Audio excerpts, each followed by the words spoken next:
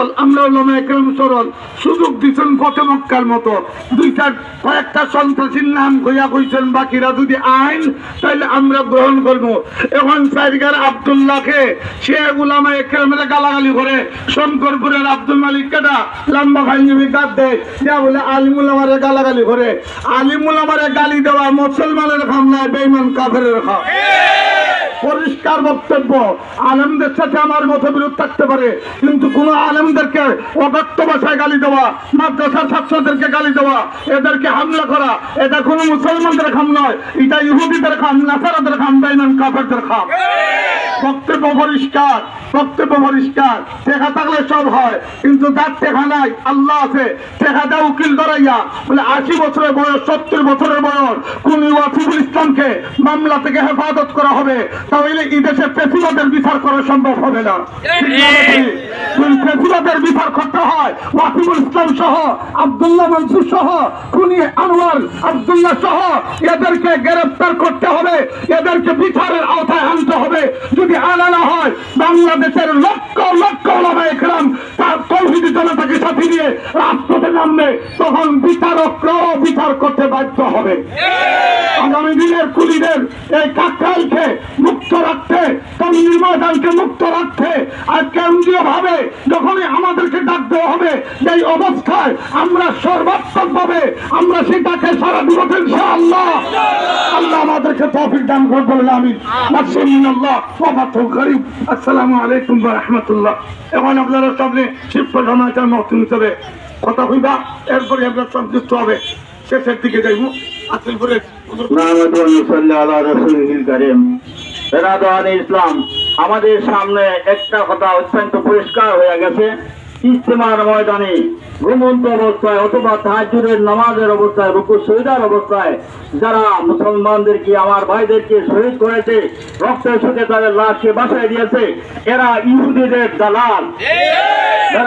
ইসলাম আমরা এই সবার পক্ষ থেকে একটা দাবি করতে পারি, আমাদের এক দফা এক দাবি, এই সমস্ত ইহুদি দালালদের খুনিদেরকে অতি সত্তর ফাঁসির কাছে জুড়ে হত্যা করতে হবে এবং তাদেরকে দৃষ্টান্তমূলক শাস্তি দিতে হবে, শাস্তি দিতে হবে, নতুবা এই সারা বাংলার ঘরে ঘরে আগুন জ্বলে উঠবে, আগুন জ্বলে উঠবে। এখন আপনাদের সামনে গুরুত্বপূর্ণ বক্তব্য রাখবেন।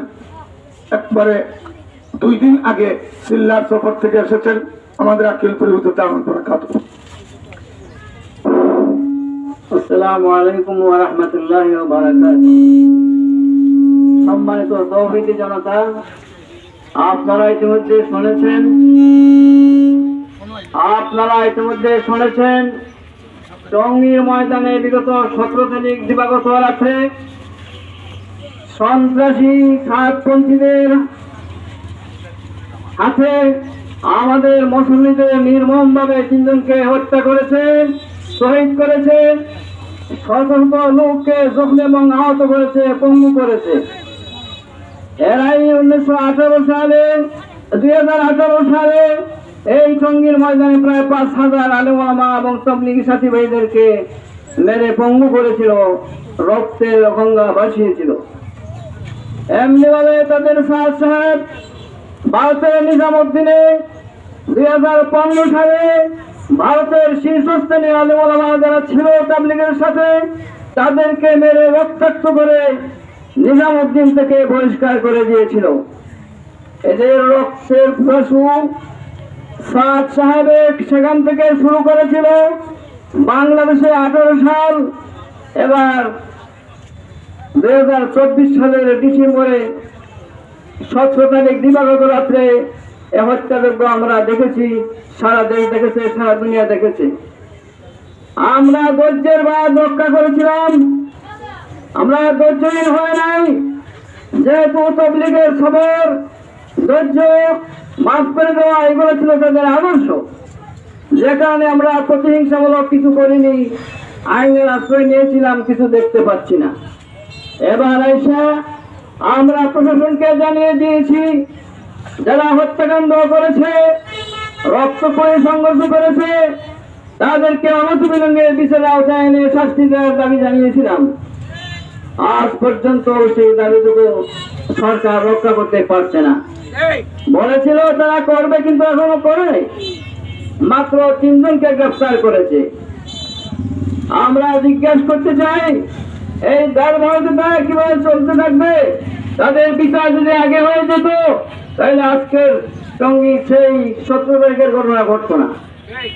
এভাবে যদি তাদের অপরাধকে দেখে রাখা যায়, বিচারের শাস্তির আওতায় না আনা হয়, বারবার তারা এই সমস্ত সন্ত্রাসী কাণ্ডের মাধ্যমে হত্যাযোগ্য চালিয়ে যাবে, রক্তক্ষয়ী সংঘর্ষ করবে এবং শুধু টঙ্গী থাকবে না, সারা দেশে সেই বিশৃঙ্খলার বীজ বপন করেছে। সংগ্রামী তৌহিদি জনতা, আজকে আমাদের সারা দেশে আমাদের বিক্ষোভ 2টি দাবি আমাদের প্রধানত। 1 নম্বর দাবি হচ্ছে এই সন্ত্রাসী গোষ্ঠীর কার্যক্রম সারা বাংলাদেশ থেকে বন্ধ করতে হবে। 2 নম্বর দাবি হচ্ছে সন্ত্রাসী এবং হত্যাযোগ্য চালাকারী এই গোষ্ঠীকে অনতিবিলম্বে যাদের বিরুদ্ধে মামলা হয়েছে তাদেরকে গ্রেফতার করে শাস্তি বিচার করতে হবে।